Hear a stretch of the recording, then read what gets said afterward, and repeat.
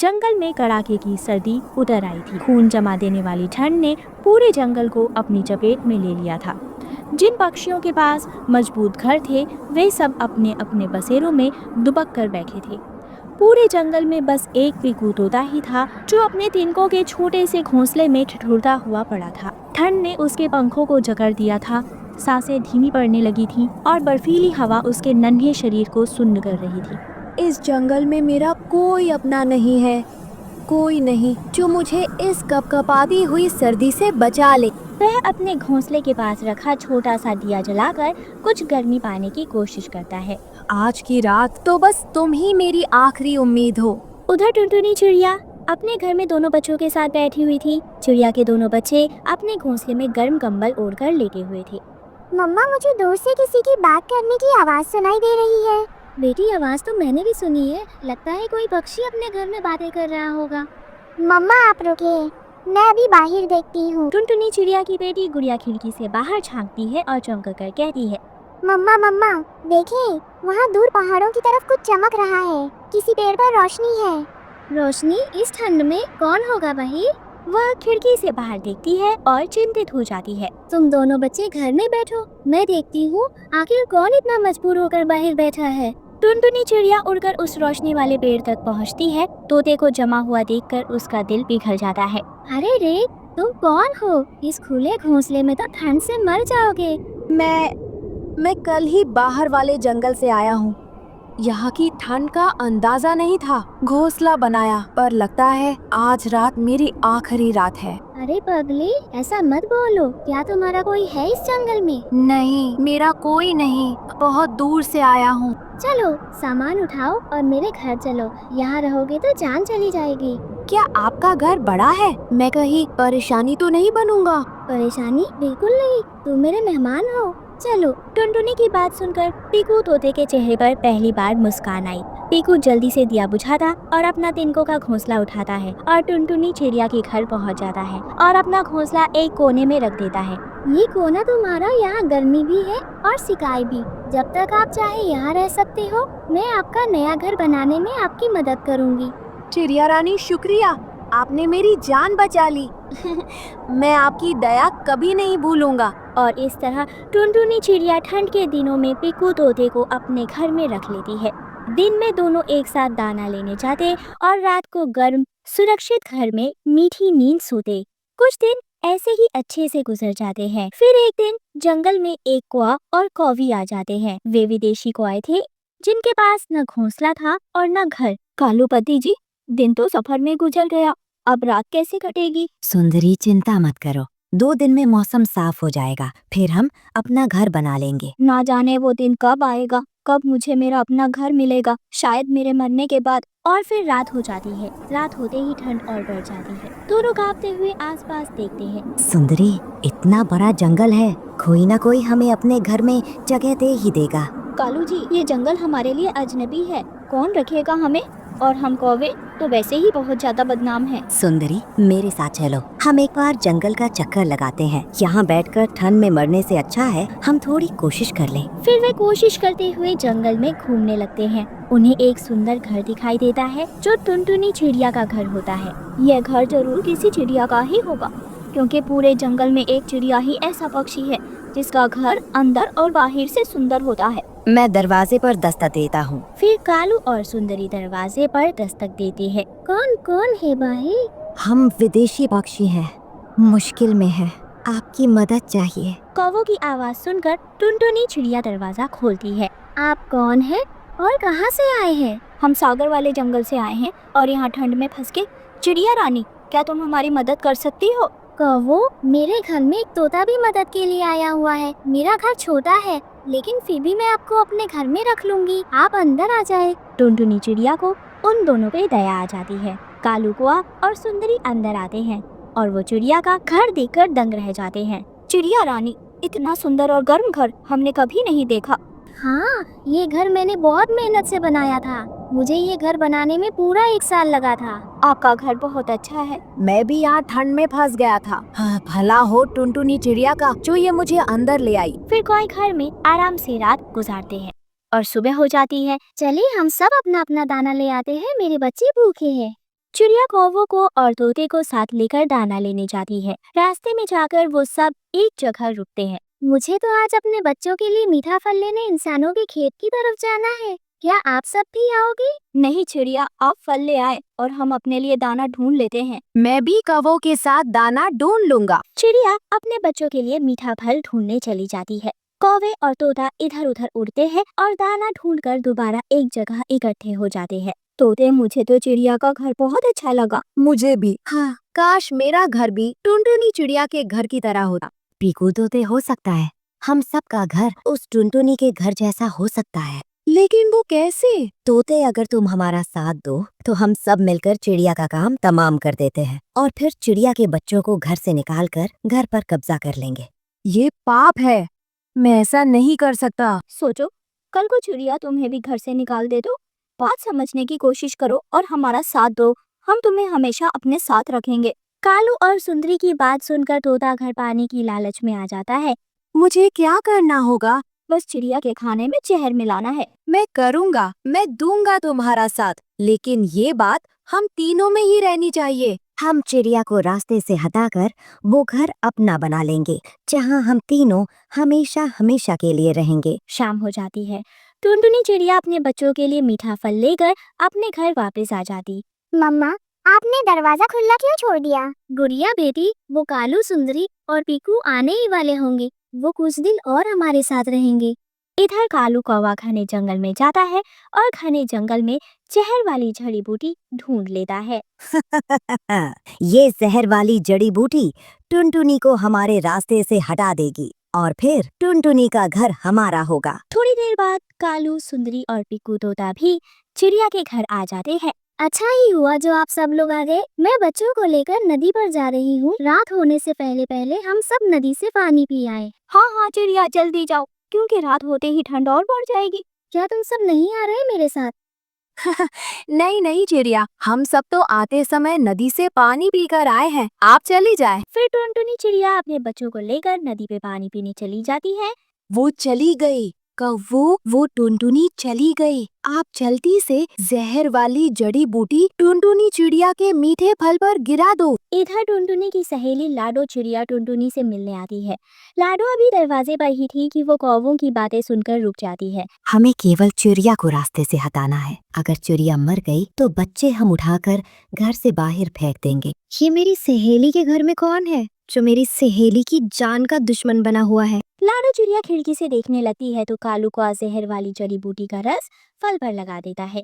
अब जैसे ही टुनटुनी चिड़िया नदी से पानी पीकर आएगी, वो ये फल खाकर मर जाएगी और हमारा रास्ता साफ हो जाएगा। लाडो जल्दी से उड़ती है और नदी की तरफ जाती है। टुनटुनी, वो कालू, सुंदरी और तोता वो दोस्त नहीं बल्कि आपकी जान के दुश्मन है। वो आपको मार कर आपके घर पर कब्जा करना चाहते हैं। क्या मैंने तो उन सबकी जान बचाई, उन्हें घर दिया, उन्हें ठंड से बचाया और वो मुझे ही मारने का प्लान बना रहे हैं। आपको बहुत ज्यादा सावधान रहना होगा। आप चले मेरे साथ। टुनटुनी अपने बच्चों को साथ लेती है और लाडो चिड़िया को साथ लेकर अपने घर पहुंच जाती है। तोते भैया, मैं नदी पर जा रही थी कि रास्ते में मुझे एक जगह मीठे फल मिले। मैं वो फल तोड़ लाई हूँ। आप जाएं और बाहर से वो फलों की टोकरी उठा लाएं। बहुत ज्यादा था इसलिए मैं फल बाहर ही रखाई हूँ। तोता जल्दी से घर से बाहर जाता है। कौवो, आप ही जाए और तोते की मदद करें। कौवे भी जल्दी से घर से बाहर चले जाते हैं। टुनटुनी चिड़िया जल्दी से अपने घर की कुंडी लगा लेती है। तोते, कौवे और कवि, भाग जाओ यहाँ से। अब मेरे घर में तुम्हारे लिए कोई जगह नहीं है। चिड़िया क्या हुआ? तुमने हमें अपने घर से क्यों निकाल दिया? मेरी सहेली ने आप सबकी बातें सुन ली थी। आप मुझे मारना चाहते थे ना? अब आप सब ठंड में मरोगे। तोता अपने किए पर बहुत पछता रहा था। कौवों को भी अपनी गलती का एहसास तो हो रहा था, लेकिन अब उन्हें ठंडी रात खुले आसमान तले ही गुजारनी थी। वो तीनों पेड़ की डाल पर बैठ जाते हैं और एक दूसरे के मुंह की तरफ देखने लगते हैं। टुनटुनी चिड़िया और उसकी सहेली लाडो और बच्चे आराम से अपने घर में बैठे थे। प्यारे दोस्तों, वो कहते हैं ना कि नेकी करने पर भी कुछ परिंदों से संभल कर रहना चाहिए, क्योंकि कई बार वे भलाई का मान नहीं रखते। और प्यारे दोस्तों, इस कहानी को लाइक, अपने दोस्तों के साथ शेयर और चैनल को सब्सक्राइब करना बिल्कुल मत भूलना। आप सभी का बहुत बहुत धन्यवाद। कश्मीर के जंगल में टुनटुनी चिड़िया अपनी बेटी गुड़िया चिड़िया के साथ रहा करती थी। टुनटुनी चिड़िया बहुत ही मेहनती और ईमानदार चिड़िया थी। वह हर सुबह दाना लेने जाती और शाम होने से पहले अपने घर वापस आ जाती थी। ऐसे ही एक दिन उसकी बेटी गुड़िया अपनी माँ से कहती है, मम्मा मम्मा मुझे सेब खाने हैं, आप मुझे सेब लाकर दे दो ना।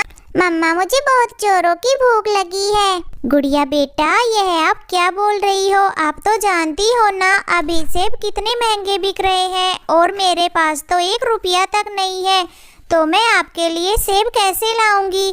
हमारे पास अनाज के दाने रखे हैं ना, आप उसे खा लो। नहीं माँ, मुझे कुछ भी नहीं पता, मुझे सेब चाहिए तो मतलब सेब चाहिए, आप मुझे कहीं से भी ला कर दो। गुड़िया चिड़िया तो बहुत जिद्दी थी। वो जो एक बार ठान लेती तो उसे वह हर कीमत पर चाहिए होता है। हे भगवान, अब मैं सेब कैसे लाऊं? ना ही आसपास कोई सेब का पेड़ है और ना ही मेरे पास कुछ पैसे हैं। अब मैं क्या करूं? मुझे कुछ समझ नहीं आ रहा। ऐसे सोचकर टुनटुनी चिड़िया अपने घर से बाहर निकलती है।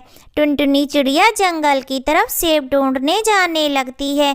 कुछ दूर जाने पर टुनटुनी चिड़िया को एक गाय दिखाई देती है जिसके पैर पर बहुत चोट लगी हुई थी, जिसके कारण वह गाय बेचारी चल भी नहीं पा रही थी। इसलिए वह गाय मदद के लिए पुकार रही थी। उस गाय को ऐसी हालत में देखकर टुनटुनी चिड़िया को उस पर बहुत तरस आता है। बेचारी गाय, उसे कितनी चोट लगी है, मुझे उस गाय की मदद करनी चाहिए। फिर ऐसा सोचकर टुनटुनी चिड़िया उस गाय के पास जाने का सोचती है और फिर टुनटुनी चिड़िया उस गाय के पास चली जाती है। वो गाय टुनटुनी चिड़िया को देखकर उसे कहती है, चिड़िया चिड़िया मेरी मदद करो, मेरे पैरों में चोट लगी है, मुझसे चला भी नहीं जा रहा। गाय जी, आप कुछ देर यहाँ रुके, मैं अभी आपके लिए पट्टी और दवाइयाँ लेकर आती हूँ। इतना कहकर टुनटुनी चिड़िया अपने घर के लिए निकल जाती है। घर पहुंचकर टुनटुनी चिड़िया दवाइयाँ और पट्टी ले लेती है और वापस जंगल में उस गाय के पास चली जाती है। गाय जी, आपको थोड़ा दर्द होगा, लेकिन पट्टी कर देने से आपका घाव जल्दी ही भर जाएगा और आप पहले जैसे ही ठीक हो जाएंगी। ठीक है चिड़िया, तुम पट्टी कर दो। फिर उसके बाद टुनटुनी चिड़िया उस गाय के पैर पे पट्टी कर देती है और कुछ देर में ही वो गाय चलने लगती है, जिसे देखकर टुनटुनी चिड़िया बहुत ही खुश होती है। तभी वह गाय टुनटुनी चिड़िया से कहती है, टुनटुनी चिड़िया, आज तुमने मेरी बहुत मदद की है। यदि आज तुम मेरी मदद नहीं करती तो मैं कुछ ही दिनों के बाद मर जाती। तुमने जितनी भी मदद की उसके लिए बहुत बहुत धन्यवाद। मेरे ऊपर तुम्हारा एहसान रहा। नहीं गाय जी, यह तो मेरा फर्ज था। अच्छा, अब आप चले। जब तक आपके घाव अच्छे से नहीं भर जाते तब तक आप मेरे साथ मेरे घर में रहना। ऐसा बोलकर टुनटुनी चिड़िया उस गाय को अपने साथ अपने घर ले जाती है और उस गाय का बहुत ही ज़्यादा ध्यान रखती है, जिसके कारण उस गाय का घाव कुछ ही दिनों में भर जाता है और वह पूरी तरह से ठीक हो जाती है। ऐसे ही कुछ दिन बीत जाते हैं और गर्मी का मौसम भी आ जाता है।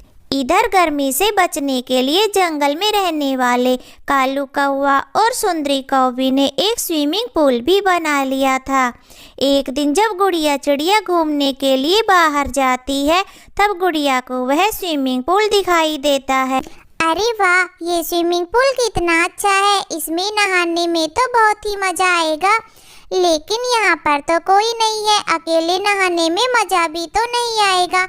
हाँ, मैं एक काम करती हूँ, कल सुबह यहाँ पर नहाने के लिए आ जाऊंगी। ऐसा सोचकर गुड़िया जंगल में घूमने लगती है। जब शाम होती है, गुड़िया चिड़िया अपने घर की तरफ निकल जाती है। घर पहुंचकर गुड़िया खाना खाकर सो जाती है और अगली सुबह गुड़िया सीधे स्विमिंग पूल के पास चली जाती है। स्विमिंग पूल में कालू कौवे का बेटा जग्गू कौवा नहा रहा था। तभी गुड़िया उसके पास जाकर बोलती है, जग्गू दोस्त, मैं भी तुम्हारे स्विमिंग पूल में नहा लूं? हाँ गुड़िया दोस्त, आ जाओ, हम दोनों मिलकर नहाएंगे तो बहुत मजा आएगा। जिसके बाद गुड़िया चिड़िया स्विमिंग पूल में छलांग लगाती है और वह दोनों मजे मजे से नहाते हैं। तभी दूसरी तरफ कालू कौवा बोलता है, हे भगवान, घर में कितनी गर्मी है। मैं बाहर की तरफ चलता हूँ, बाहर जरूर हवा चल रही होगी। ऐसा बोलकर कालू कौवा घर से बाहर निकलता है और एक पेड़ पर जाकर बैठता है।